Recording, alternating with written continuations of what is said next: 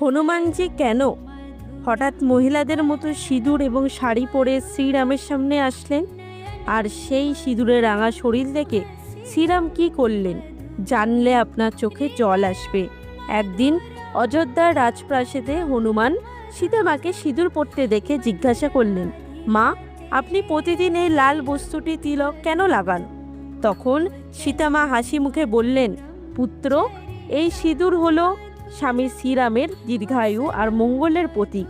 এটি পড়লে তোমার প্রভুর আয়ু বৃদ্ধি পাবে, তিনি সর্বদা সুরক্ষিত থাকবেন। মায়ের কথা শুনে নিষ্পাপ হনুমান ভাবলেন, এক চিমটে সিঁদুর যদি প্রভুর মঙ্গল হয়, তবে সারা শরীরে মাখলে তার প্রভু অমর হয়ে যাবে।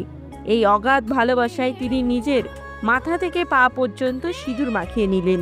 এই অবস্থায় হনুমান যখন রাজসভায় শ্রীরামের সামনে দাঁড়ালেন, সবাই অবাক হয়ে হাসাহাসি শুরু করলো।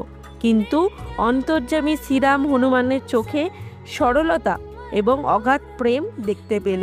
তিনি হনুমানকে জড়িয়ে ধরে বললেন, হনুমান, তোমার মতো ভক্তি এই ব্রহ্মাণ্ডে আর কারণ নেই।